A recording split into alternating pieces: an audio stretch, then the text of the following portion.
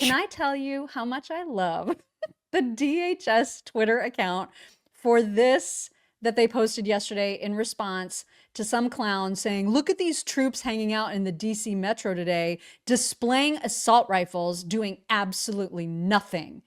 And Homeland Security retweeted it and said, why do we need firefighters? Nothing is on fire, which is the perfect response to this idiocy coming from the left. Like, why do we need National Guard? There's no crime. There is crime, you idiots. My gosh, I just loved this. Love it. They look thrilled to be there. Well, I mean, they are doing their job and they are helping. DC crime stats are way, way down. And now that Trump is saying, hey, we're going to do the same thing in Chicago and perhaps other cities across the country, lefties are on the side of crime. It's incredible. And the fact that they're trying to suggest, as Lori Lightfoot is about to do in this clip, that Trump is manufacturing a crime crisis is so freaking tone deaf. And yet, here she is doing exactly that. If he comes to Chicago, he's going to be in court, and he's going to be sued by the state. He's going to be sued by the city, and I believe that there will be private interests that also sue him. This is not about violent crime, and I don't think we should pretend that this manufactured crisis and his attempt to provoke people in Chicago is legitimate exercise of power. It is not. It's manufactured crime. It's not real, Chad. It's all made up. It's, you know what it is? It is, and I've been very vocal about this.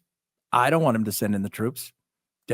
First of all, I don't think we need to federalize troops on the streets. Secondly, you vote, right? Obama said it.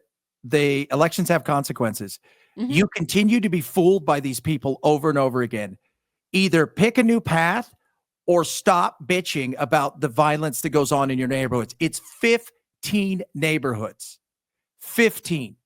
And they are run down, and the same people come year in and year out, tell them how they're going to fix all the ills, and then what do? They don't live there. Their kids go to private schools. They move far away from it. They're in bed with all of the unions, and they continue to allow this to happen. Then they elect idiots who are the DAs who then decide, hey, even if we arrest somebody, we're just going to let him go free anyways. So what's the use at this point in time? You guys have made this bed, and it sucks, but you have a choice. You're looking at Lori Lightfoot. She's a nut. Why are they talking to you? You lost to Johnson, who's an idiot. He's LARPing as a mayor. He's not even real. He's a teachers union guy. He doesn't live where you live.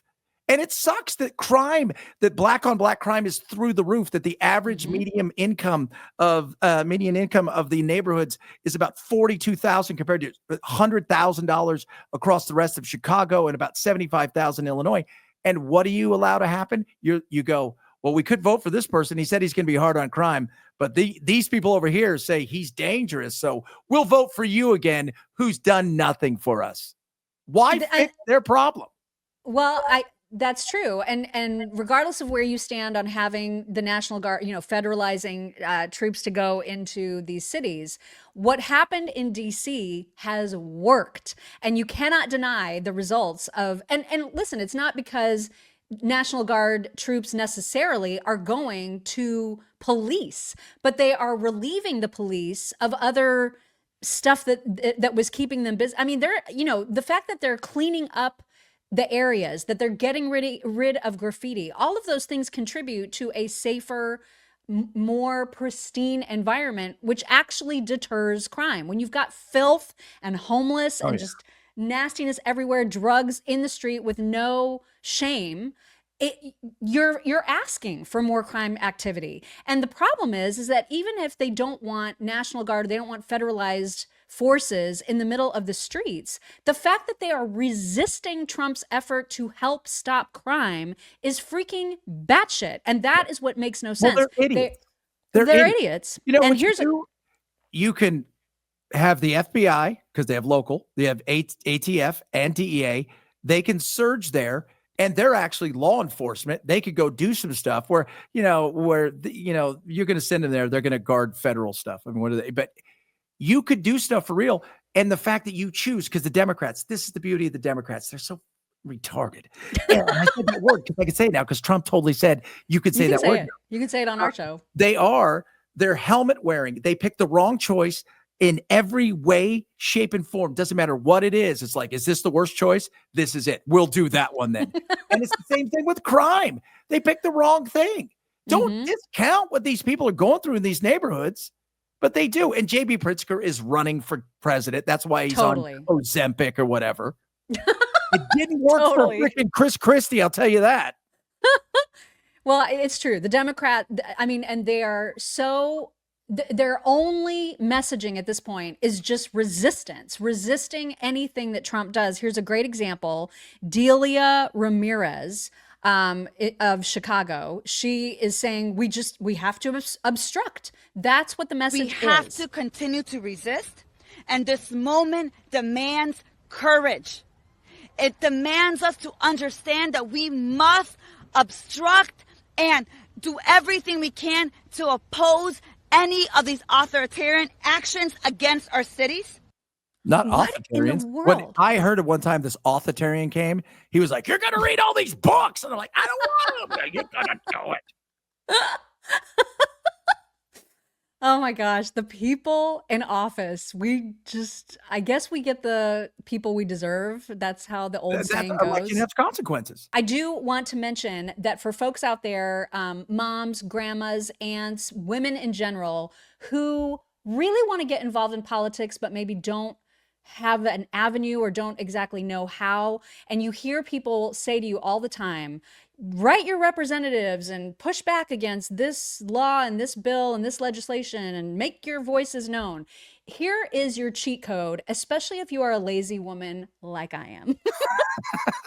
Concerned Women for America has a fantastic website. You can sign up to support women's success. They've got this adorable book. This was written by their founder.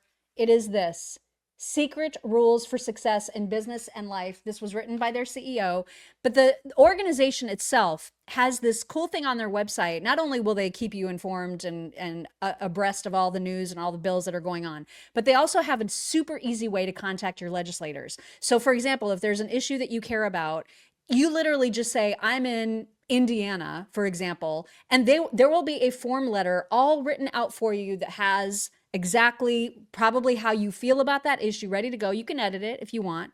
And then a way of submitting that directly to your representatives without having to like go look up an address and figure out how to do it on your own. They make it so easy. And that's just one of the ways that they help. They are focused on 7 core issues, which of course, Daisy and I are huge believers of: family, sanctity of life, religious liberty, parental choice when it comes to education, fighting sexual exploitation, sovereignty, national sovereignty, and support for Israel. They do all of those things. So think about donating, because when you donate $20, you get the book, right? You get the book. You can just visit concernedwomen.org/chicks, concernedwomen.org/chicks.